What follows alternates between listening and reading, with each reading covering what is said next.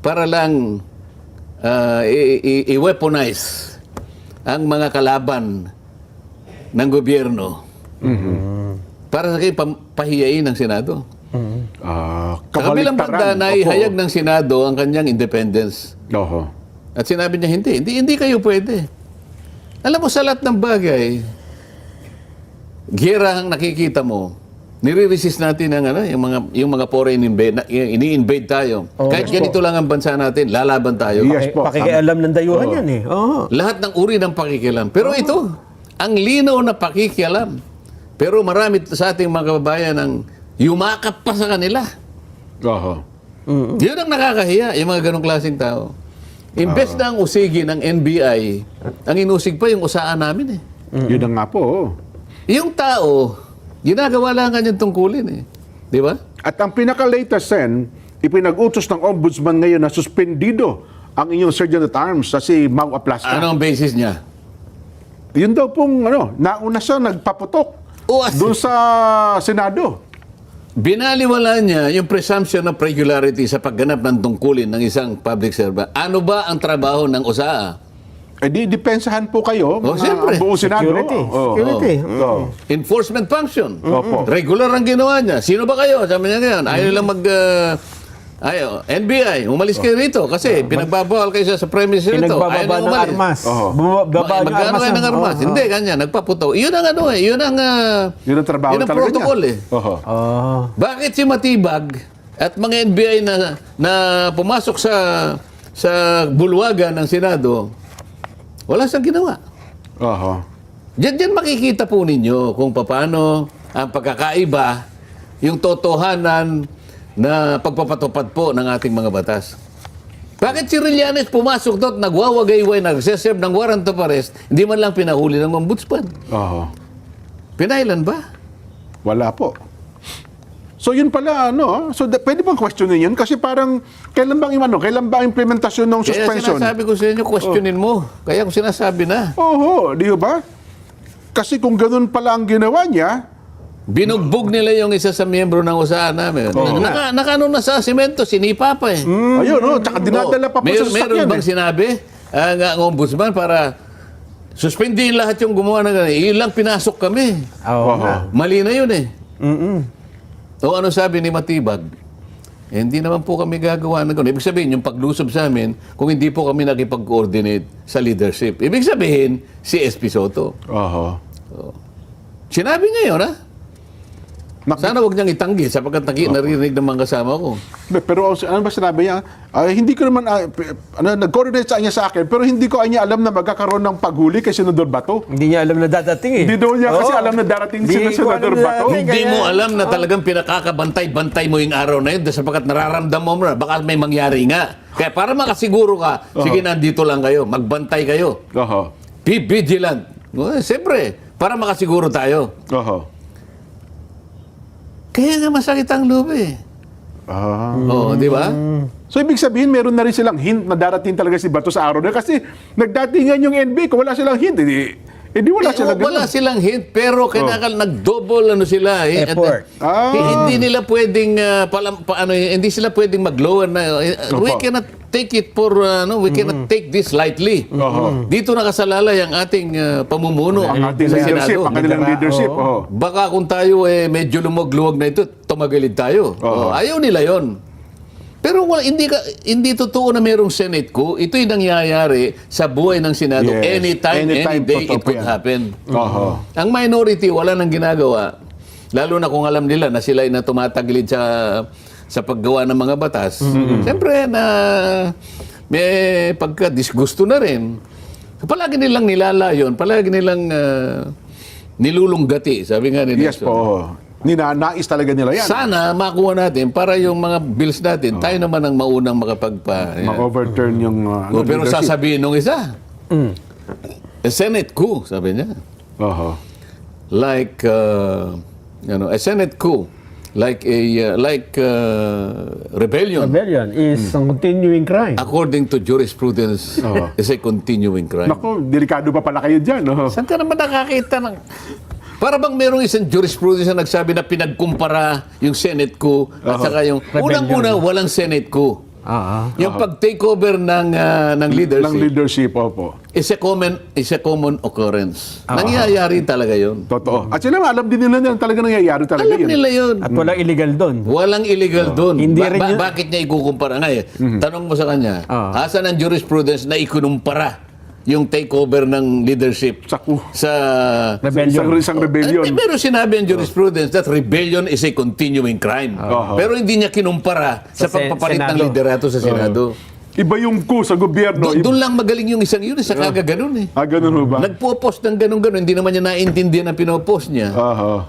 Oh, kaya nga kung minsan makakapagsalita ka sa Pero, kanila. Sen, ito naman ang punto. Sinabi na ho ng Pangulong Bongbong, di ba, Nelson? Yun nga. Walang pag-aresto. Wala. Wala ding NBI. Walang NBI, walang gagawin paghuli kay Senador Bato. Hindi aarestuhin. Oy, ganun pala, di dapat sana yung ombudsman, ang una niyang binanatan, yung mga NBI na nagpunta nung Lunes at saka sinubukan kaming pasukin, binarena pa yung isang pinto na namamagitan sa GSIS building at saka sa amin, doon sa second floor. Ba't nila ginawa yun?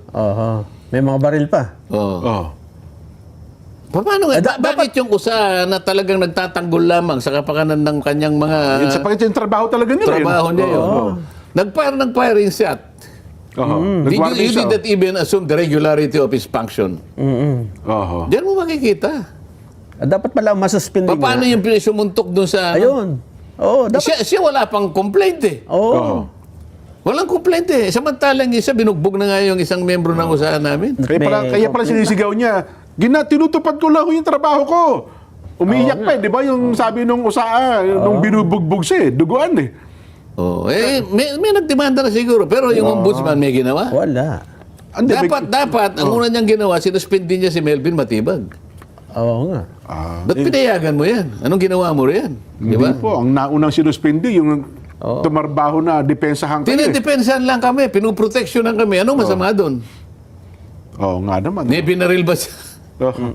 At saka mukhang hindi sumusunod, Sen. Kasi sabi ng Pangulo, huwag kayo dyan sa NBI, umalis kayo dyan. Andun uli eh. Huwag kayo sa Senado eh. Hindi, sabi naman ni Matibag, wala namang NBI doon eh. Ayun Sino nga. naman nagsasabi ng totoo sa dalawa? Wala daw sa NBI, So, sa Senado, nasa GSIS pala. Alin ba dito ang totoo? Ba't walang coordination? Maski sa babaeng tagapagsalita. Hindi naman kanya, siya nagpatunay, tsaka yung Matibag na walang NBI. Sabi naman ni Pangulong Bongbong, umalis kayo dyan. Nandun nga. Parang walang coordination eh. I think, sir, there's a need for pagpapalit ng leadership during this time. Hindi. Kasi nakakahiya naman dahil sa impeachment lang papalit ng liderato. That clearly sends a very wrong signal na dapat po yung impeachment na yan, hindi po dapat political yan. Pag sinabing majority lang ang caucus, which is sabihin parang meeting la sila closed door, sila lang yun. So, wala na po kami doon. Wala nang umalis na po lahat ng minority. Ano pang gagawin namin sa Senate, di ba, kung wala namang kaming business doon. So, sila po naiwan doon. Pinapalabas ko agad na meron kaming plano, may ginawa kami. Hindi po, kasi kung nagpatawag po sila ng all members caucus po, at kung natuloy po yung plano po, wala akong maging problema. Wala pong umalis na maaga.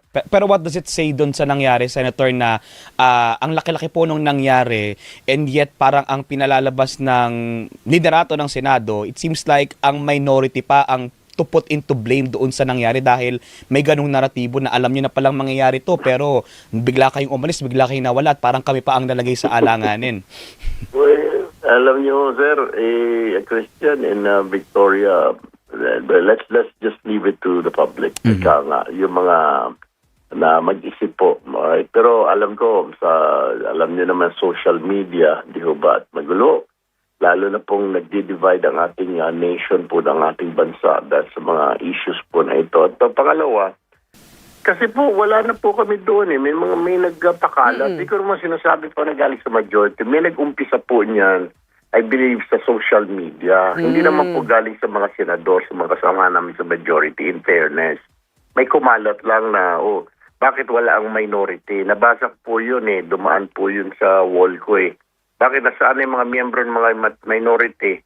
Siguro sila yung nasa likod dito dahil wala sila or safe sila. Hindi po ganoon. Kaya ako nasabi dahil wala naman ho talaga. Ano pa ang gagawin namin doon? Makikichismis. At saka number 2, hindi naman po kami invited. Closed door po ang caucus, di po ba? So, ano pa hong gagawin namin doon? Alam naman namin, na alam po ninyo kung sino yung nanggugulo. Yan. Ganun ho ba? May nagugulo ho ba? Kunwari pa naman kagala. Kasi akala namin ni Nelson, lahat walang... Paano kasi? Halatang Opo. halata naman na sikip ang dibdib. Yung, Oho. galit na galit siya nangyari. Aha. Dahil ang pagkakaalam nila, nautakan sila. Naisahan. Mga ganun, ano? Naisahan, nautakan. Yung ba namang very triumphant kasi yung pagdating ni Senator Bato. Ayun nga po. Nagkataon pa naman, dumating sa pagkakataon na talagang kailangan talaga Opo. ang kanyang presensya. Pero di ba siya, bago naman yan, Sen, sabi, alam naman namin na mangyayari, anytime pwede kami mapaltan. Handa naman kami sa ganyan. Salita lang nila yon. Ganun ho ba? Para namang hindi mo naman alam yun eh. Hindi kasi bago ito nangyari noong Lunes, yun na po ang ipinamamarali nila. Ngayon na lang nila sinasabi yan. Ganun ho. Hindi mo ba alam yung... ngayon parang Opo. napasulat yata sa banal na kasulatan yan eh. Ano ho ito? Di ba? Nagkaroon ng katuparan po, Hindi, alam mo yung taong dahil sa kanyang sama ng loob, Aha. yung parang dahil nga nautakan ba, nasalisihan ba, nandun na yung pinagsama-samang pride at saka yung lahat na. Ayun nga po. Okay. Sabi ng Biblia parang mga liyong umuungal eh. Di ba? Na okay. parang sa lahat, minuminuto gumagawa ng paraan para makaganti. Mga ganon eh. Ganon ang tingin namin sa kanila. Samantalang nung sila nakuha nila yung majority, nakita Opo. nyo naman wala namang Oo. wala namang insidente. Ang totoo niyan, siguro pwede mo pang saluduan si dating SP Chis Escudero Ay, opo. na nung makita niya na hawak na nila yung majority, siya pa yung nagsabing we congratulate the new majority, ganyan. Yes po. Walang walang anumang pangyayari. Opo. At siya pa nagpanumpa kay SP Siya pa Soto. nagpasumpa. Kasi siya at ang iba sa amin, alam namin na talagang nangyayari yun. Oho.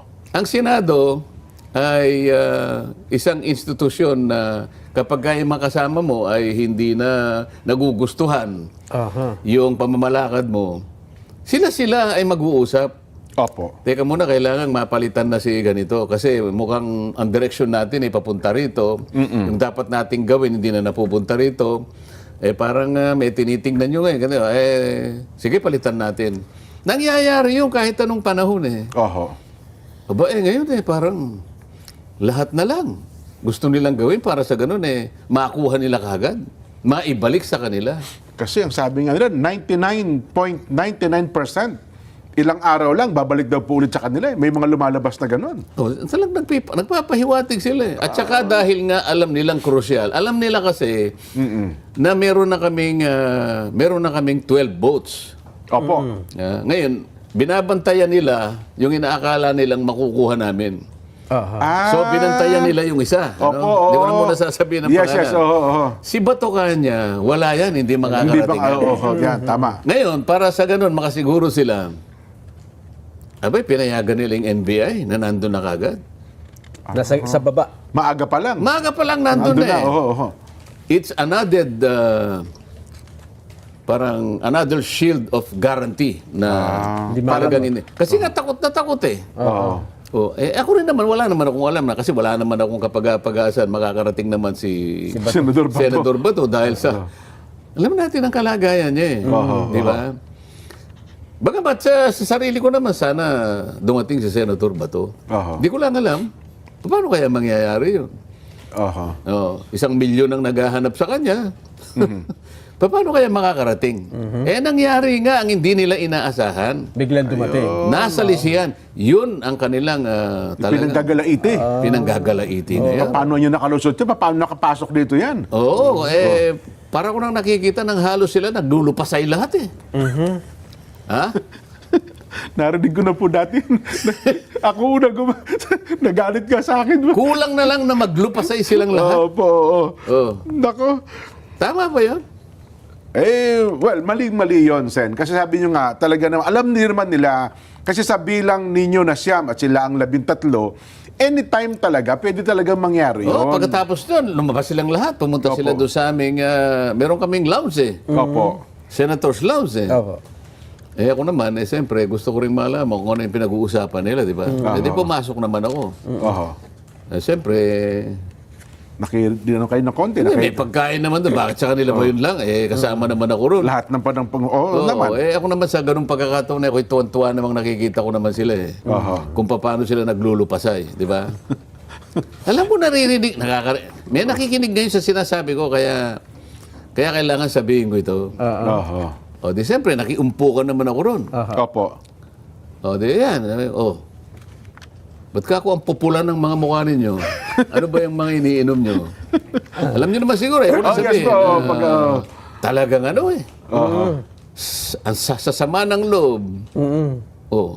Sabi ko, malagihay na kayo. Malagi. Parang, Oo. iba nga yun na. Kami ba ganon?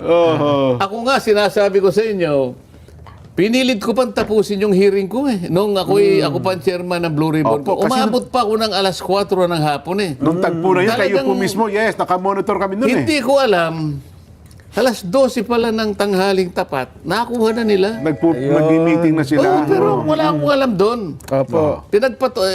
Kahit siguro malaman kung wala na sa amin, itutuloy ko pa rin dahil kailangan matapos yung agenda namin. Pero sila, nakita mo, Oho. wala nang... ayan, kayo, ano man pag-usapan natin tungkol doon? Opo. Hindi, pero anyway, Sen, kasi simulan natin sa Monday. Unahin natin, chronological tayo. Monday nga Oh, sinasabi yung ko. chronological of Lunes, events Lunes. tayo. Umaga Sen. muna, umaga. Umaga nung, di ba, ina-expect na ba talaga ninyo na may mag-motion na all seats vacant. all seats vacant, all possession vacant, na mayroon talagang ganun mag-motion? Hindi, ganito kasi, dahil nagpulong kami ng Sunday. Okay. Sunday! Hindi ko nasasabihin kung saan, basta nagpulong kami. Opo. Gabi. Ako naman kasi, pag alam kong wala namang mangyayari, basta sukat na lang na alam nilang nakipag-cooperate ako, nandun ako, nandun nakikinig kayo, ako. Pero hindi na ako nakikisali sa usapan. Kasi nahati lang yung pag-uusap doon sa isang ang tao at saka kay Senator Bato. Ngayon, sabi ko, na walang galang na sa inyo, basta't ako, hindi ako naniniwala Opo. na itong taong ito ang magbibigay sa atin ng tagumpay. Pasensya na kayo ako. Pasensya okay. na kayo. Ako, Opo. ako, tapat naman ako eh. Ako kahit na imposible, ang alam ko dito, si Senador Bato, kaya lang alam kong imposible. Oho. Alam kong imposible, pero sabi Sa sarili ko, niyo, talaga sa tingin, hindi talaga darating si Bato no? hindi, alam kong gusto niyan dumating. Ang Opo. problema ko, paano siya makakarating? At saka paanong paraan ang gagawin niya para makalusot siya sa maraming taong naghahanap sa kanya. Opo. At eventually, bigla niyang ipakita yung sarili niya na nandun na sa loob ng plenaryo. Oho. Para sa akin, imposible. Kaya sinabi ko, ito lang ang sa akin, sabi ko, alam kong imposible, pero ito lang kako ang nalalaman kong makakapagbigay sa atin ng tagumpay. Yun ang magiging susi. Opo. Respeto Opo. naman. Alam naman namin yun, sabi niya. Tapos, ako kakausap dito, ganyan. Hindi na ako nakikinig doon dahil alam ko, walang mangyayari dito. Ganun ako eh. Opo. Yun ang pananaw ko. Wala naman akong magagawa doon. Kaya nung umalis na ako, nauna akong umalis, sabi ko. Pinuntahan ko si Senator Bongo na nakaupo doon sa malayo. Senator Bong, mauna na ako, sabi ko. kagaya ng sinabi ko sa'yo, wala tayong pag-asa. Yung sinasabi nyo na Makukuha yung majority. hindi, meron kaming plan B eh. Oho. Meron kaming plan B. Kapag hindi kanya dumating si Senator Bato, Opo. declare na lang natin ang mga chairmanships vacant. Ay, ayoko din yun. Sarili ko lang naman yun. Kasi hindi na lang ako kumikibo. Oho. Kasi alam ko, sige, declare natin. Hindi naman sila papayag, magkakagulo-gulo lang kami. Oho. Tapos, puro labanan, puro debate. Ang bansa rin na walang ano eh. Oho. Imposible yun na merong kaming magagawang mabuti nang dineclare lang namin. Away-away din yun. Okay. Oho. Siyempre, labanan. Ako dito, ako gusto. Ganyan. Tapos, salungatan, ganyan. Yun ang plan B. Ang plan A talaga, sana makuha namin. Ayun. Kaya lang ako, isa na ako sa walang pag-asa doon. Hindi kayo maasa na mangyayari Hindi ako yun. umaasa. At sabi ko kay Senator Bong, alis na ako, sabi ko. Opo. Kagaya na sinabi ko, si Senator Bong lang, Senator Bato lang. Kaya lang, it is an extreme sacrifice on his part. Opo.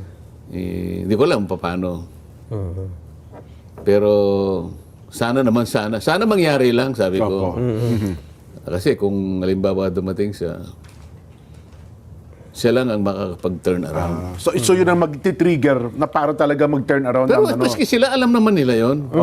So, bali, ganun na lang siya ang magti-trigger. Opo. Tsaka siguro, kung sakali mangyari, malay mo ako, maisip niya na pag nakuha namin, this is a better chance for him na maproteksyonan namin siya. Ano na nangyari naman for a while, di ba? Opo. The rest is history. Ayun. Oho. Pero kung hindi dumating si Senador Bato, Ayun sa nga. tingin nyo, parang hindi rin magde-decide yung iba na lumipat. Kasi parang Hindi, magagawa din namin mag-motion ng Oho. vacant. vacancy ng chairmanship lang. Hindi ng Senate President. Hindi not all positions. Oho. Kasi ang ginawa namin nung dumating si Bato, di ba? To declare all positions vacant. Iba yung chairmanship lang. Parang gulo-gulo lang. Oho. So yun palang ano. So, ganun Okay. kainit si Bato Oho. nung dumating. Kaya, So, nung makita ko, bigla akong ako ang unang nabuhayan ng loob. Ang gusto ko eh. Sinalubong talaga, napayakap ako doon sa tao eh. Kasi humahangos nga po eh. Nakita namin eh. Hindi nga siya makapagsalita eh. Anong nangyari sa'yo? Oo, hinihingal po eh. Hinahabol ako. Sino nga ako mahabol sa'yo? Wala na. Iba FBI, nandun sila. Tapos ginaganon niya sa akin yung daliri niya. Itong isa, basag itong isa. Yung isa, nabalatan dito. may dugo, oo. Sa kakaganon niya yata sa ano. Yun na nangyari. Ito yung problema. Bakit merong NBI sa loob mismo ng Senado? Bakit pinayagan yon? Na doon pala siya huhulihin. Wala bang paggalang sa Senado? Ito yung pinaka main question na dapat itanong natin. Gusto niyo siyang hulihin sa labas. Paglabas niya o kaya pag bago pumasok, nandun kayo sa labas. Opo. Pero yung nakipag-coordinate kayo, kasi ang inamin na ni former SP na pumunta ang NBI sa kanya, umaga pa lang. Maaga pa lang. Oho. Tapos, makipag-coordinate kayo sa OSAA. Sabi, ito yung aming Sergeant at Arms. Opo. Ba't yung ginawa yun? Oho. Member ng Senado ang huhulihin sa loob mismo ng aming bakuran. Oho. As tinanong ko siya, habang sila ay mapupula lahat ang... Nasa lounge. Habang nasa lounge sila. Sabi ko, SP, nung nakipag-coordinate ba sa'yo, pinakita sa'yo yung warrant of arrest? Hindi. So, hindi mo tinignan? Hindi. Oho. With more reason, anong ginagawa ng NBI sa premises ng Senado? Tapos nung gabi na, ng Miyerkules na yun, pinatawag namin. Kasi nga, yung nagbarilan, ano? Opo, Ay, yung di pa yata, yung gabi na yun, wala pa yung... hindi pa yun. Yung pa yun. Lunes yata yun. Lunes pa yun. Opo. Gabi na yun, pinatawag namin si Melvin Matibag. Sir, sabi niyo, ang instruction ko naman po sa kanila pag nakapasok na siya sa session hall, tigilan nyo na, huwag na niyang tutugisin. Teka muna ka kaya ako. pa. Oo. Ibig mo sabihin yung hagdanan kung saan nyo sinabol ka, hindi party ka ako ng Senado yun. Yung parking na doon nagsimula ka akong habulan, hindi ka ako sa Kaya premises pala ng Senado. habulan talaga, oh. Pwede mo ba kaming bigyan ka ako ng kopya ng warrant of arrest? Opo. Sir, kasi nasa sasakyan ko eh. Hindi ngayon, bukas, sabi ko. Tapos, bigyan mo na rin kami kako nung communication or order ng ICC na pinasa sa kanya yung sa Interpol. Opo. Yung inisyo. Kasi yun ang officiality eh. Yun ang proseso na dapat mangyari. So kung sakali ka ako na sinabihan, humingi ng request sa ICC, yung request na yun gusto naming makita. Okay. Tapos from the Interpol, ICC to Interpol request, ano? Opo. So from Interpol, sabi ko, pumunta siya sa atin, PCTC, meron din communication. Ayan. Tapos yung PCTC, dahil siya yung counterpart ka ako ng Interpol, Interpol. Opo. sinabihan ka niya, ikaw ang NBI, mag-execute. Aha. Yung deputization ng PCTC sa inyo, gusto ko rin makita. Therefore, there are 5 Oho. documents na gusto. Yes sir, sabi niya. Ang galing, wala siyang binibigay. Okay. Palagay mo ka kung dineputize ka, NBI magse-serve. Bakit si Trillanes ang nagwawagay-way ka ako ng warrant of arrest? Ayun, siya pa Sino yun. ba ako yun? Oo nga ho. Oo. Agent Ang dami nilang dapat sagutin dito eh. Bakit ka ako? Si Trillanes ba?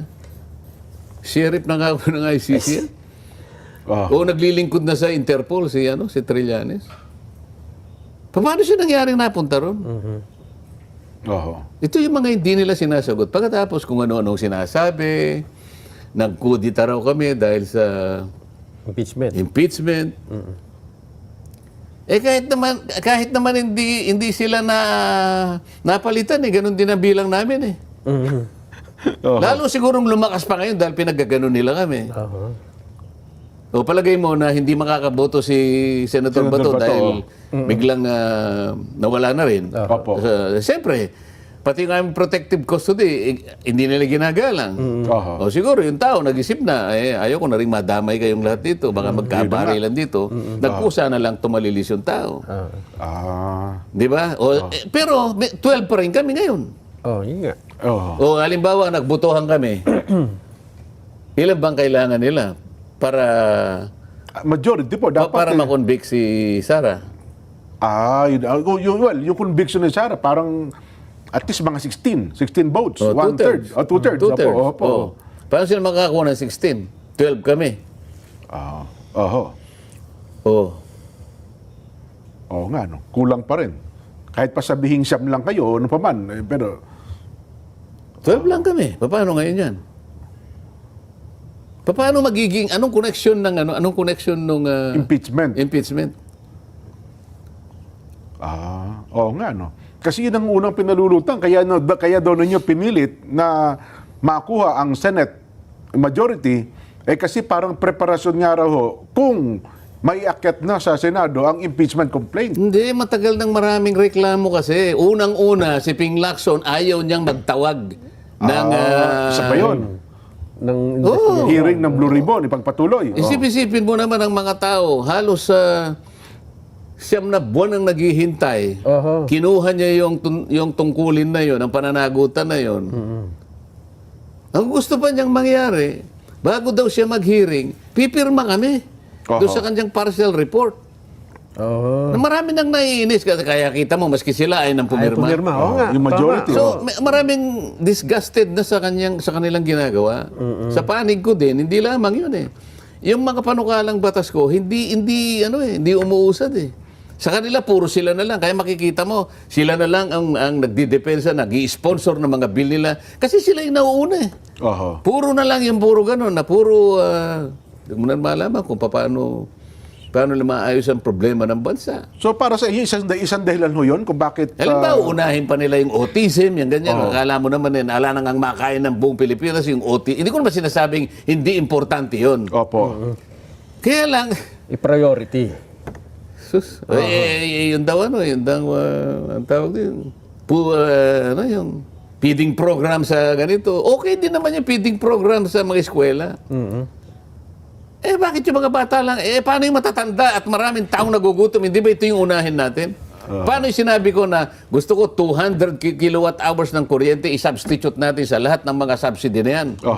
Eh, nawawalang visa lang yan, nalulustay lang ang pera, ganyan-ganyan. Tanggalin natin ang 12% VAT ng ganito. Wala. Itong mga importante, yun ang hindi nila... Hindi schedule. Siguro, konektado sila sa mga oligarch siguro. Kaya marami na rin ayaw din Gusto nila yung puro sa kanila lang, ganito. At pagka magpi-privilege, gusto silang lahat. Ako pag nag-privilege, alas 9 na ng gabi. Ating gabi. Paano kung hindi ka naman... Alam mo ba nung yung Lunes na yun, yung makasaysayang Lunes na yun, palagi yung natala sa kasaysayan. Ayaw po, natala talaga sa kasaysayan po yun. Magmula nung Philippine Assembly, alam mo yung Philippine Assembly noon unicameral lang ating Senado Assembleya pala. Wala pang nangyari 1960 ata yun.